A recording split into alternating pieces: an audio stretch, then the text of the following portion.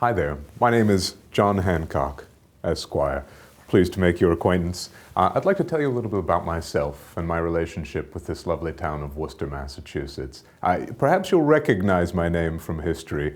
I'm probably most famous for my penmanship. If you've ever seen my very, very large signature at the bottom of the Declaration of Independence, I assure you that the stories are not true. Perhaps you've heard the untrue story that I signed it with a flourish, claiming their Parliament ought to be able to read that without their spectacles. But in fact, I signed it that large because I was the president of the Continental Congress in Philadelphia at the time. I'd also served as the president of the Provincial Congress here in Massachusetts. Before that, I was a selectman in the town of Boston, and I served as the first governor of the Commonwealth of Massachusetts when it was finally formed. Took a few years off because I was feeling ill, but in 1787 resumed my duties and died in office in 1793 at the age of 56. I know I'm looking quite well for a man who's been dead for so long, but let me tell you my tale. It all started back in the 1760s, perhaps further back than that if you want to know. When I was 8 years old, my father died, and I was given to my uncle, I should say, as a ward. And my uncle was a very wealthy merchant downtown in Boston, and Thomas was his name. Lydia was my aunt. She served as a mother. I loved her very, very dearly. In fact, my daughter, when we had her, was named after her, Lydia. Growing up in Boston, there were others around me whose names you probably also recognize, Samuel Adams and John Adams. And there was a sentiment that the British were looking for a bit more money than they deserved. Well, when I inherited my great fortune from my uncle in the 1760s, I became very actively involved with the government around Boston, and particularly with Mr. Samuel Adams, who became a mentor of sorts. And through him, I learned the injustice of the British laws that were being passed. During the war with the French and their Native American allies, we had incurred some debts in the Kingdom of Great Britain, and the British seemed determined to make the American colonists pay for it. And of course, the Sugar Act in 1764 put a big dent in our economics. I should know firsthand we suffered deeply from this, but they tried again the following year in 1765 to put a tax on paper.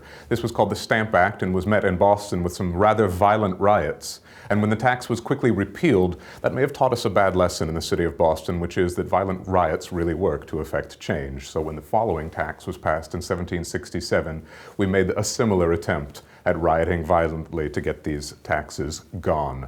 We also encouraged a boycott of all British goods, which started to hurt their economy as well. And by 1768, everyone was quite angry at one another. The British finally decided that they needed to send some soldiers from their military to enforce the taxes on Boston. And when we saw this invading force, we knew that they were not here to protect us, but rather to suppress us. And the violence began to grow from there. By 1770, a mob of people surrounded a soldier downtown on King Street. Several other soldiers came to protect that man, and when they fired into the crowd who were unarmed, we named that the Boston Massacre after 5 men fell to their deaths that day. This was the only proof that Mr. Adams and I had ever needed to show the people that what we had been telling them was in fact true, that the British no longer thought of the American colonists as equal citizens, but rather as lesser than.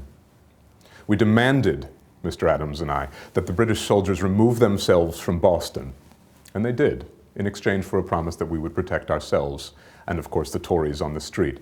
It wasn't much of an issue. Most of the Tories fled as soon as the soldiers left. And there was peace in Boston for the following few years. As a matter of fact, the governor, Thomas Hutchinson, and I began a rather endearing correspondence. I almost looked to him for a moment as a type of mentor.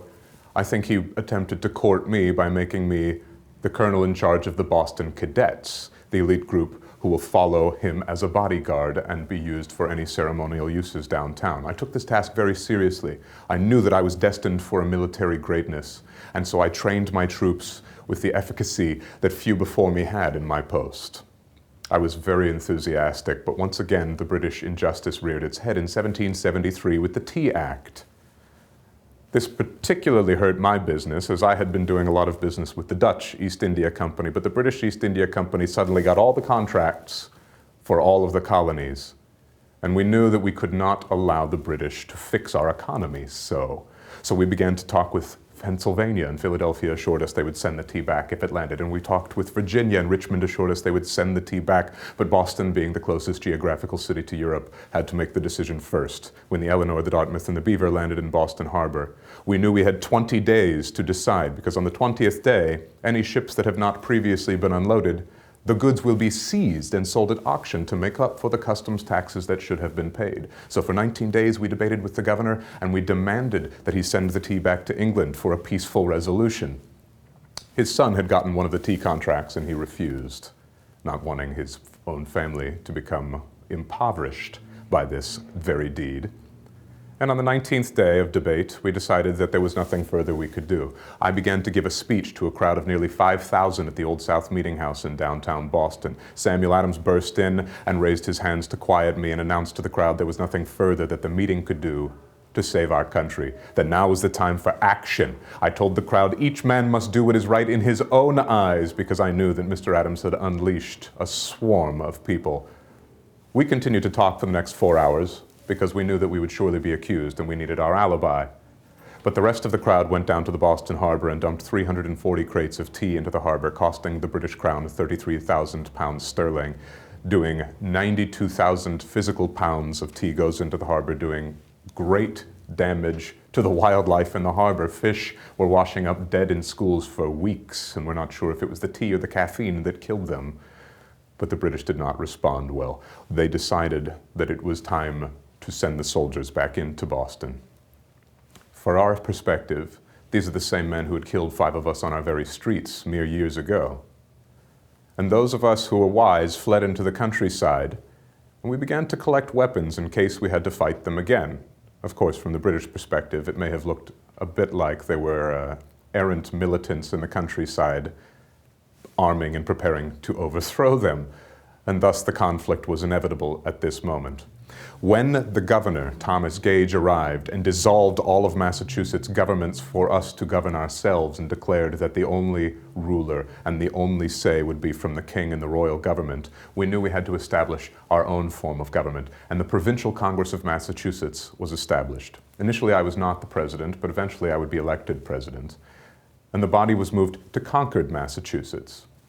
We discovered fairly quickly that the British were well aware of our whereabouts and had declared Mr. Adams and I deep traitors to the Crown, and that we would be hanged if we returned to our homes in Boston. This frightened me not a little bit, because my fiancée, Dolly Quincy, and my Aunt Lydia were still in my house in Boston.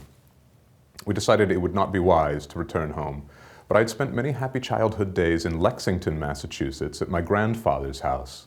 When my grandfather died, the new minister became my cousin, Jonas Clark, and we knew we had a safe haven at his house. And there we hid until we could receive further word. Well, further word began to come in the week of April 12th of the year 1775, that longboats were being dragged around Boston, and there was sure to be an invasion into the countryside. We quickly moved all of the weapons that we had gathered in Concord over to Woburn, Massachusetts, but Mr. Adams and I had to await our fates stuck in the Clark house. We waited and waited, and for several nights we received word from Boston via the Committee of Safety. But on the night of April 18th, 1775, we had just settled down to prepare to sleep for the evening when a pounding came at the door, and Mr. Paul Revere walked in. He was a member of the Committee of Safety in Boston, and he had sprinted through the countryside for the previous 3 hours to warn everyone that the regulars were coming our way. We were unsure if they were going for Concord, where they thought the weapons were, or if they were coming for us, as we were now the 2 most wanted men in the British Empire. And so we scurried around and began to make decisions. I quickly pulled out my sword and began to sharpen and polish it, but Mr. Adams insisted that I should not go into battle. He told me that we were not destined for the field, we were destined for the cabinet. I would not argue with him, because I knew that I could not leave the militia behind, that it was my duty, that as the colonel of the Boston Cadets, I was the highest ranking officer in the entire town of Lexington at the time. Eventually I was persuaded, because at 3 o'clock in the morning, Mr. Revere returned. He had been captured along his way to Concord, and he informed us that it was time to leave because the column was getting nearer and nearer. Finally, I was persuaded to leave, so we got into my very, very large carriage, and we drove off, headed to Woburn.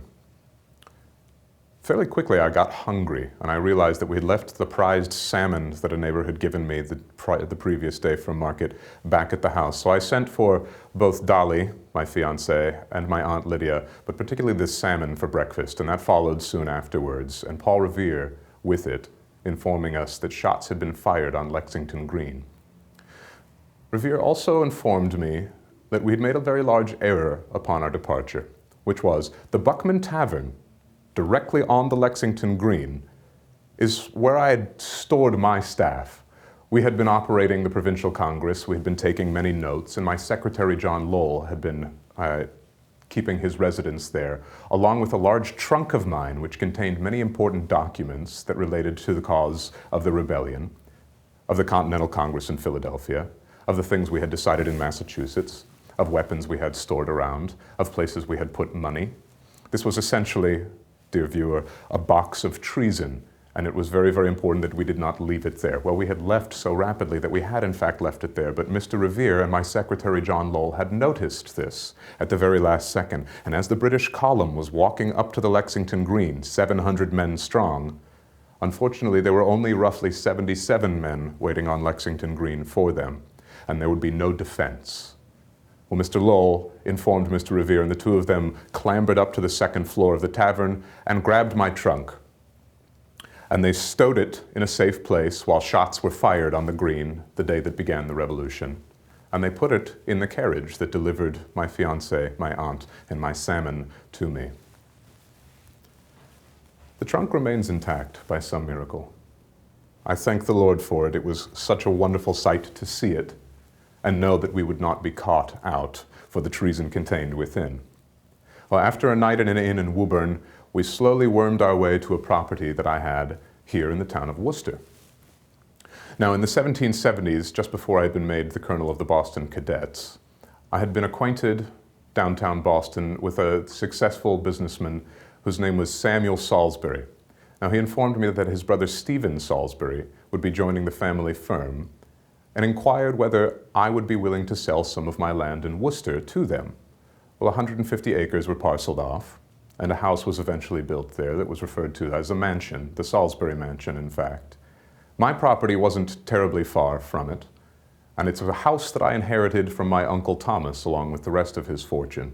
That became our goal because we realized that my very large and lavish carriage parked in front of every inn along the road from town was fairly conspicuous, and that the British, or at least the Tory loyalists on their behalf, might spot me and therefore them.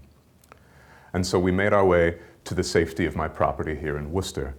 And here we resided as I wrote letters to the Provincial Congress in Massachusetts, which had reconvened without us, to ask for assistance as we waited for our journey down to the Continental Congress in Philadelphia. But my famous trunk, which had accompanied me through the Provincial Congress and then later to the Continental Congress, later made its way into the hands of one of my descendants, and through that descendant into the hands of the American Antiquarian Society, and through their hands into the Worcester Historical Museum. We invite you to come and visit my trunk. You may even find me in the Worcester Historical Museum, as I make visits at least once a year myself. And if nothing else, you will find a variety of other objects that will fascinate and delight you.